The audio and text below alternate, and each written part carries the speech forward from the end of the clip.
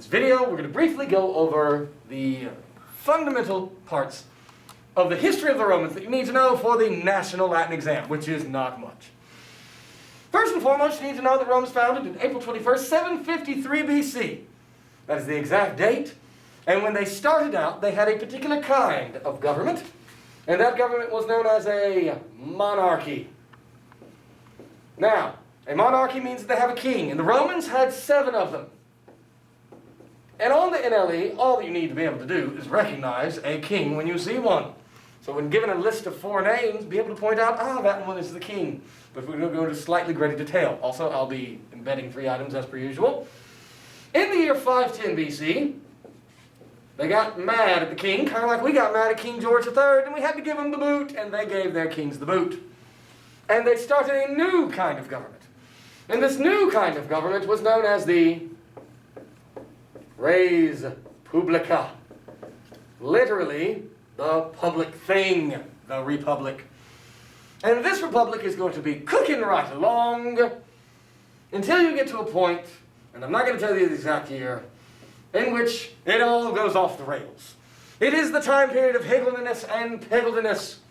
Wild times. Do you remember at the very beginning of the year I talked about the roster murder lists? All kind of wild stuff. The assassination of Julius Caesar on the Ides of March. March 15th is coming up. Until finally a man came along and brought an end to it all. And that man is over there in my room. The fellow wearing the helmet. You can pan around and just see it. He's wearing the glasses. It is Octavian, who gets a new name as the first emperor of Rome, Augustus. And so it's from that point forward, some people would claim the transition was complete in 31 BC. Some would say 27 BC. Some would say 23 BC. But we're looking back as historians. Somebody living after this time period would tell you they're still living during res publica. But since, from the time of Augustus, that you had one man standing on top of the res publica with all of the power and the loyalty of the armies, it really wasn't a true res publica anymore. The res publica is ruled by 3 elements: the Senate, the people's assemblies, and the magistrates. You've had all 3 still here. In our book, Cornelius is a senator. But beyond those 3 elements of the Senate, the people's assemblies, and the magistrates, you had that one man that had all the power. And so we call this the empire. Although that is a misnomer. Rome was an empire back in the days of the res publica. It was. It had all expansive land. But we call it empire, which will last, obviously, until 476 AD. So, let's take a look at Roman history, because there's a part that occurs before here. Remember, you had, and we've already talked about it, but 500 years before here, you had the business with Aeneas, and we have the story of how we're going to get to the establishment of the city of Rome by Romulus and Remus, the twins, of which one is going to gain his name. So, let's quickly go through, and again, I will not be going into great detail, simply because you don't really need to know. So, moving on. Romulus and Remus and the Lupa. After Aeneas establishes the city of Alba Longa, you have a series of kings of Alba Longa. And one of those kings was named Amulius, one was named Numitor. You do not need to know these details. But they had a daughter by the name of Rhea Silvia, the King Numitor did. And Amulius boots out his brother, Numitor, to take over the throne. And he takes his daughter, Rhea Silvia, does the uncle Amulius, and forces her to be a Vestal Virgin so she will never have children that would grow up and challenge his right to the throne of Alba Longa. And so, when she is impregnated by the god Mars, he can't kill these little innocent babies, and so instead what he is going to do, he's going to take these grandnephews of his and put them in the Tiber River, the river of Rome, where Rome will be one day, because Rome doesn't exist as of yet, and sets them afloat where they are found by the Lupa, the she-wolf, and they are raised until they are eventually found by a shepherd named Faustulus and Acalarincha, who raised them up.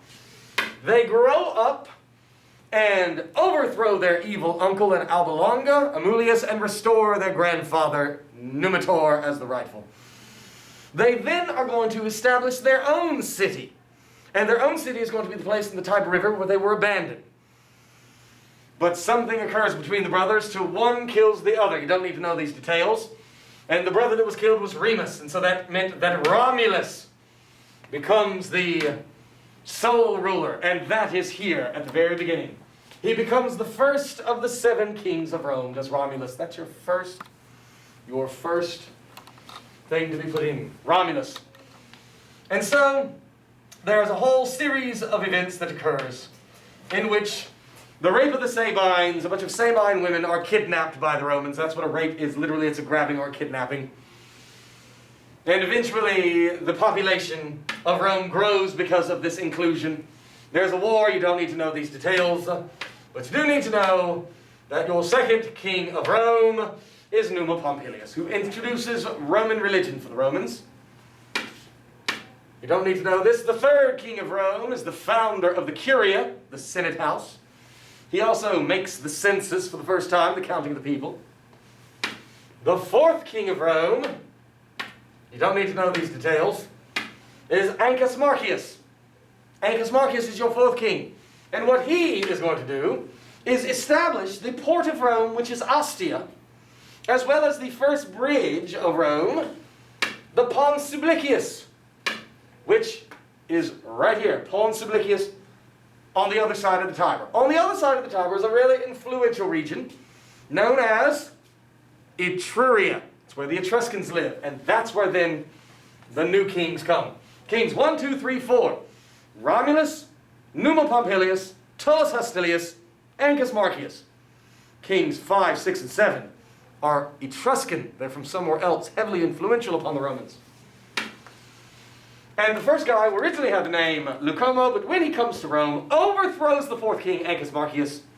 He takes on the new name from where he had been from. Tarquinius Priscus, the original Tarquinius. Well, he and his wife Tanaquil are going to give way to their son-in-law, Servius Tullius, king number 6. And what Servius Tullius does is establishes 2 things for the Romans. One, he builds the first set of walls around the 7 hills of Rome. And he also, there's those Servian walls, is going to establish a way by which the Romans are organized. But you don't need to know that. Just know that he is, of course, also of slave origin. That's why he has the name Servius. Well, his daughter Tullia, remember, the daughter takes the nomen, the family name of the father, and that's your second item, Tullia, T-U-L-L-I-A. Tullia is then going to be the next king, or I should say, married to the next person who wants to be king. She ends up helping to murder her own father, running him over, bringing on the last king of Rome, and that last king of Rome is Tarquinius Superbus, also a Tarquin. Her husband, the last king known as the Proud. He does several things. 1, he builds Rome's sewer, the Cloaca Maxima, to drain the Forum, which is that area between the Capitoline Hill and the Palatine Hill. He builds a wonderful temple known as the Capitolium of the Capitoline Triad to 3 gods, Jupiter in the middle door, Juno, and then Minerva. But he gets out of line because he is a proud king. He doesn't listen to advice or help. And so what he does is that he rejects the Sibylline books, but it is his son that gets out of the line most. His son rapes a woman by the name of Lucretia. And because of that outrage, they decide in the year 510 to kick out that king. His son Sextus Tarquinia rapes Lucretia, and they kick him out. And when they kick him out, Rome establishes a new government known as the Res Publica. And at the Res Publica, the 2 heads of state are the consuls. Remember learning about the toga praetexta? Consuls are the co-heads of state.